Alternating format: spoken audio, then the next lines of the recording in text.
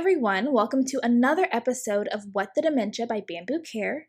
I'm your host, Brianna Wilson. I am a certified dementia practitioner and the founder of Bambu Care.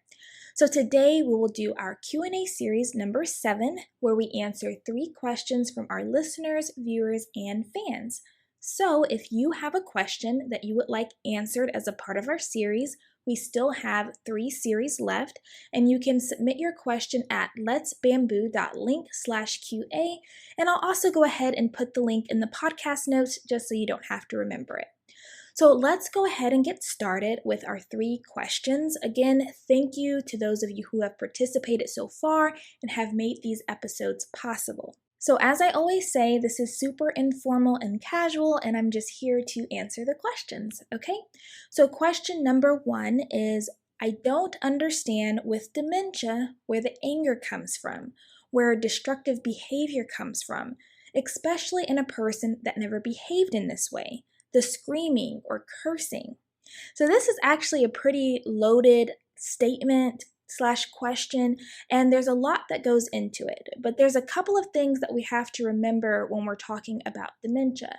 So firstly, with dementia, there comes a significant loss of independence. And so when a person loses their independence, a lot of emotions start to come up that may have never even been expressed before. So that's one thing. Another thing that we have to keep in mind is that behavior is oftentimes a form of communication. And we know that as dementia progresses, the person's language abilities also begin to decrease. So sometimes when the person doesn't have the words to express how they're feeling about something, what they're wanting to do, what they're trying to tell you or get across to you, they may display it in a different way that they feel like you might understand better. So oftentimes there is going to be a lot of anger and frustration and misinterpretation of events that causes the person to behave in ways that they wouldn't have before. So one person that actually comes to mind when I hear this question is a gentleman that I had quite some time ago, and he had a very hard time communicating, and he also had an accent. And because of this, staff members would oftentimes ignore him because they didn't know what he was saying. So because he was so sick of being ignored, he started screaming. Now, before this, he was never a screamer or a yeller, according to his sister anyways. But at this particular facility, he was constantly yelling and screaming, and they didn't understand why he was behaving this way. And at first they thought, well, maybe he has an infection since this is kind of like a new behavior. Turns out he didn't really have an infection. He had some other things going on, but that wasn't the main reason why he was behaving like this. So when I met him, what I came to find out is that because he was being ignored, he felt like the only way to get their attention was by screaming and yelling. And so I told him, because he was still screaming and yelling, I told him, when you yell, I can't understand you.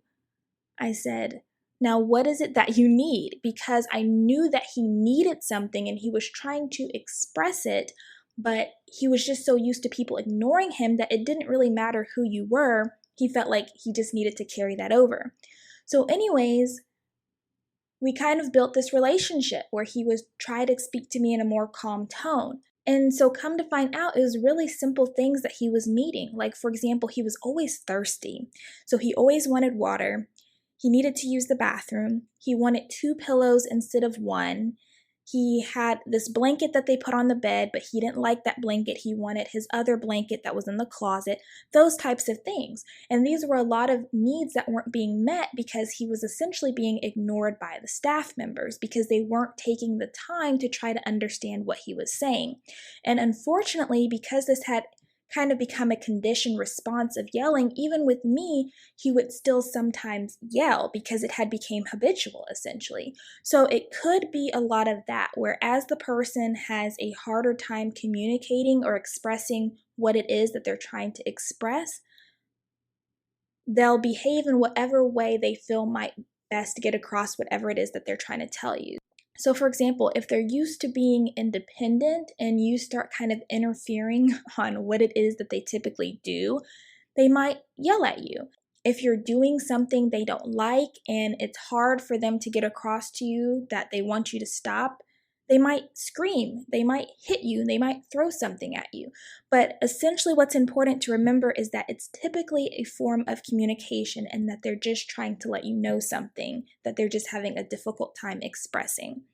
Also, with dementia comes a lot of other things like paranoia and delusions, hallucinations, things like that. So, something that they could be perceiving or interpreting in their environment is causing them to respond in a certain way.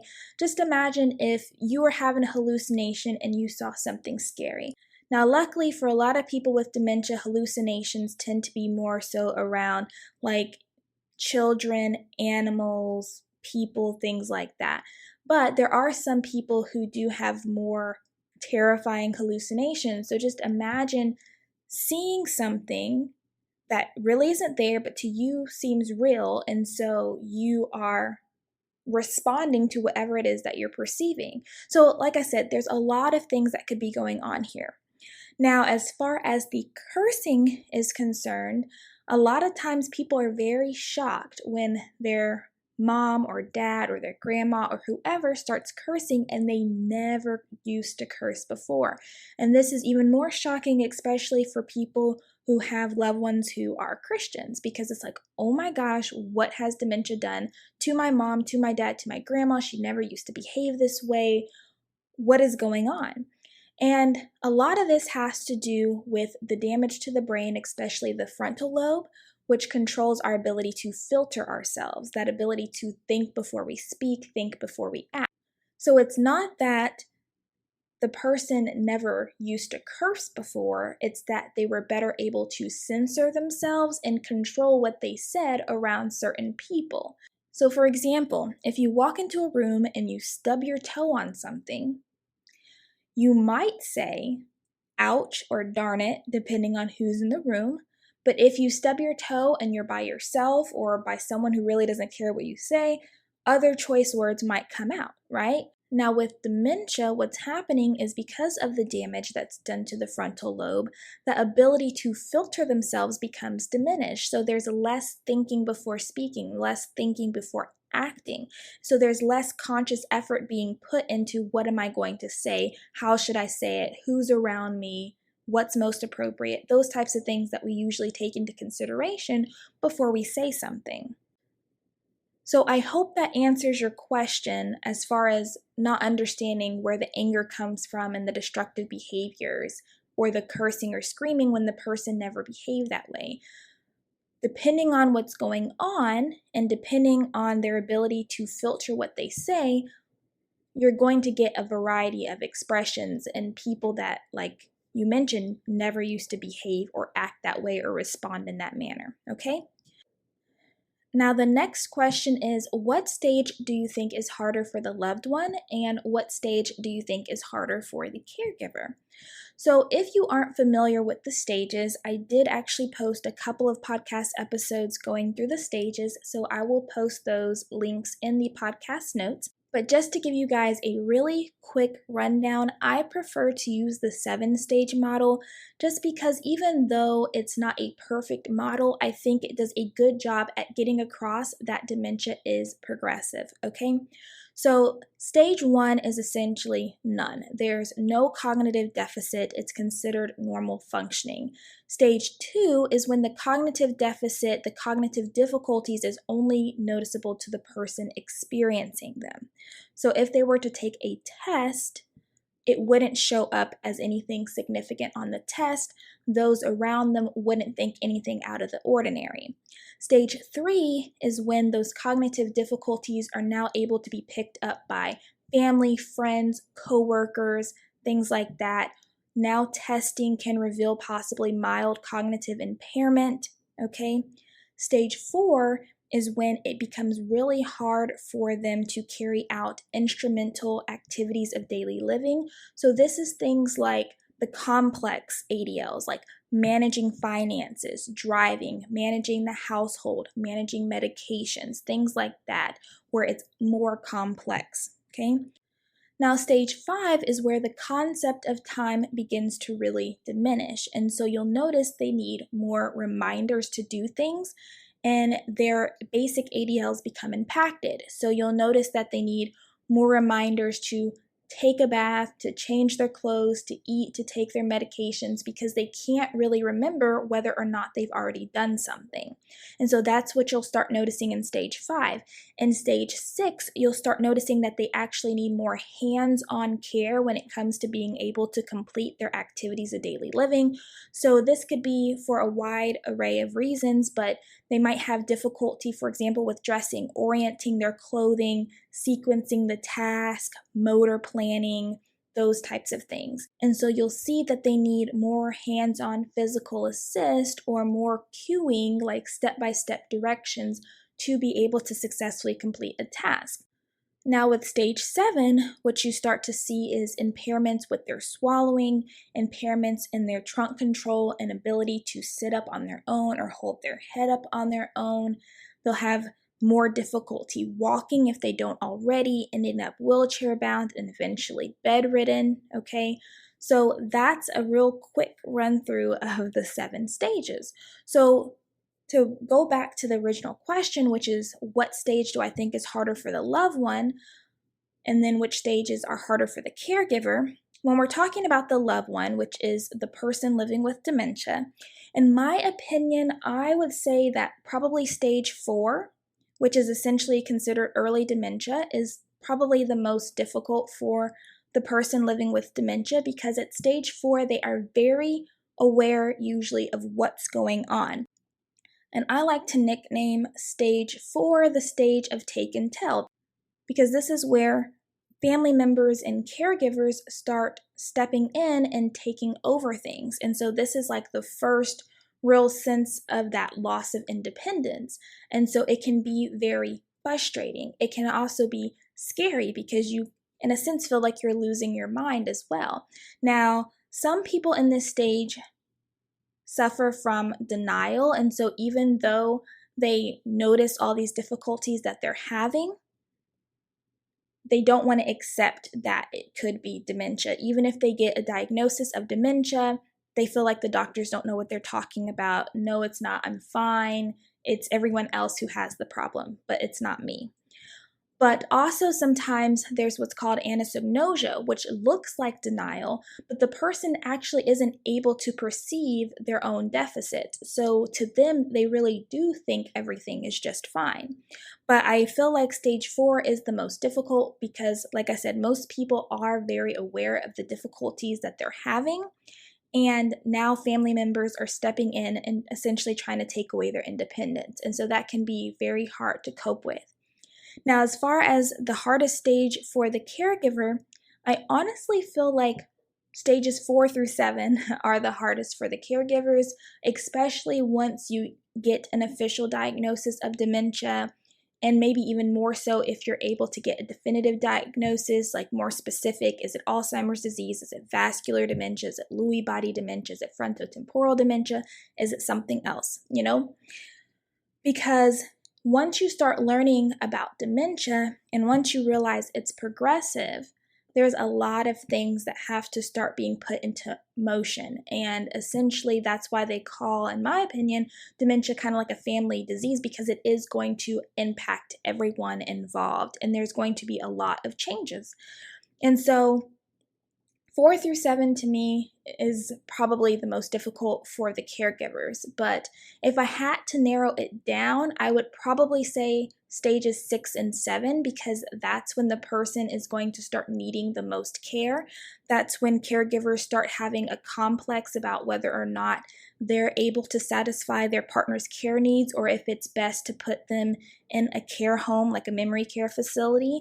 And a lot of times, caregivers make promises to their partners that they'll, stick it out and have them age in place at home with them, that they won't put them in, a care facility. And so a lot of caregivers start feeling guilty about even considering putting them or placing them in a home.